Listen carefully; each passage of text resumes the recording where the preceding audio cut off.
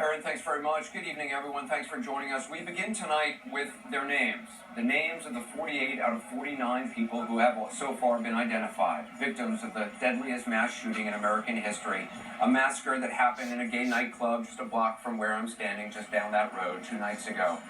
There is one name I want to tell you that you will not hear in this broadcast tonight, one picture of a person you won't see. We will not say the gunman's name or show his photograph. It's been shown far too much already. Over the next 2 hours, we'll certainly tell you about the investigation, all the latest, what we know about what drove the shooter to do the unthinkable. But in the next 2 hours, we want to try to keep the focus where we think it belongs, on the people whose lives were cut short. And we're going to start tonight by honoring them. There are more than a list of names. There are people who loved and were loved. There are people with families, and friends, and dreams. And the truth is, we don't know much about some of them. We want you to hear their names and a little bit about who they were. Edward Sotomayor Jr. He worked at a travel agency that catered to the gay community. His family says he was witty, charming, and that he always left things better than he found them. He was 34 years old. Stanley Almodovar III. He was a pharmacy technician. It was the last video that we saw of him, was posted on social media, that showed him laughing and singing on the way to that nightclub. He was just 23. Luis Omar Ocasio Capo. He was a dancer and a barista. He was just 20 years old. Luis Vielma. He worked at the Harry Potter ride at Universal Orlando. He was just 22. Juan Ramon Guerrero. His cousin said Juan came out to his family just this year, was afraid they might not accept him, but they did, and they embraced his boyfriend as well. He was 22. Christopher Andrew Lee, known as Drew.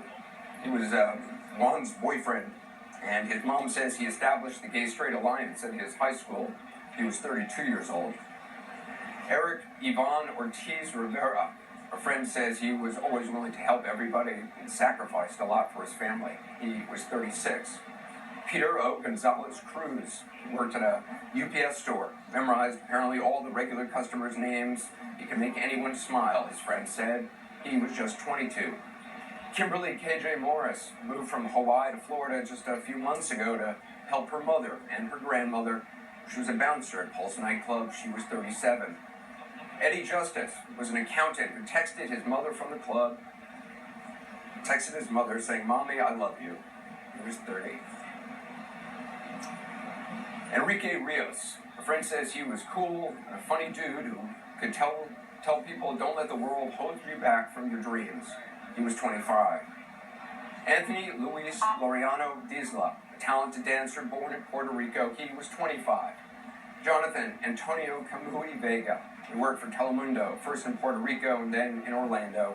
He was just about to turn 25.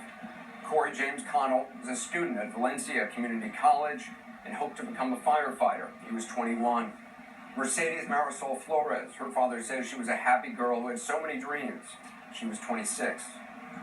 Dianca Deirdre Drayden. Her family called her Dee Dee. She was a bartender at Pulse. She was just 32. Miguel Angel Honorato managed a Mexican restaurant. A colleague says he was an excellent boss and a good friend. He was 30. Jason Benjamin Josephat, a student at Southern Technical College, where a faculty member calls him a sweet kid with a bright future. He was 19. Darrell Romanberg II was a financial aid officer at Kaiser University, was passionate about volunteer work. He was 29. Jean Carlos Mendez Perez was a perfume salesman. Apparently he hit the gym almost every day, and his friend said he was always happy. He was 35. Perez's longtime partner, Luis Daniel Wilson Leon, grew up in a small town in Puerto Rico and was a shoe store manager. He was 37. They died together. Frankie Jimmy De Jesus Velasquez, a professional dancer specializing in a traditional folk dance of his native Puerto Rico. He was 50. Amanda Alvear, she was a nursing student at the University of South Florida, was 25. Martin Benitez Torres. He was a college student in Puerto Rico visiting family in Orlando. He was 33. Juan Chavez Martinez. His co-workers at a hotel say he was a kind, a loving person. He was just 25. Gerald Arthur Wright worked at Disney World. The co-worker says he was wonderful with the guests. He was always smiling. He was 31. Leroy Valentin Fernandez worked leasing apartments. A coworker says he sang Adele in the office until they couldn't take it anymore. He was 25. Tevin Eugene Crosby, dedicated, hardworking business owner from Michigan. He was just 25.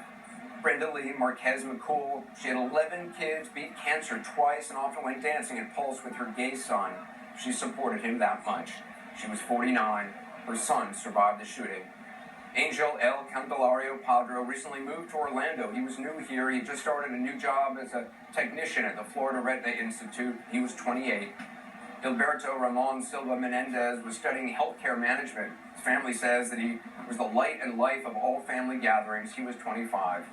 Javier Jorge Reyes was a salesman at Gucci. Friends say he was always positive. He was humble, a lovely friend. He was 40.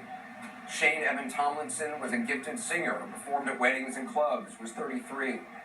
Simone Adrian Carrillo Fernandez worked at McDonald's where he brought in birthday cakes for his co-workers and had just gotten back from a trip to Niagara Falls with his partner. He was 31. Oscar Aracena Montero was Simon's partner. He was 26. They also died together. Rodolfo Ayala worked at a blood donation center, was a Puerto Rican native, loved to dance. He was 33 years old.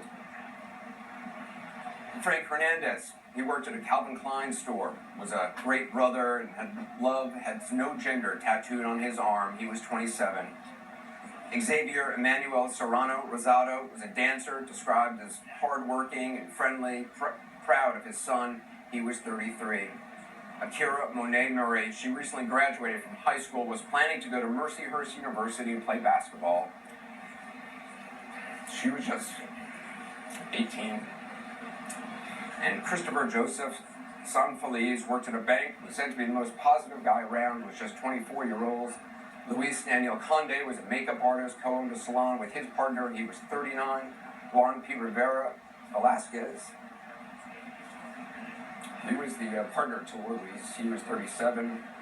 Antonio Devon Brown was a captain in the, was a captain in the U.S. Army Reserve and a graduate of Florida A&M. He was 29. Alejandro Barrios Martinez was 21.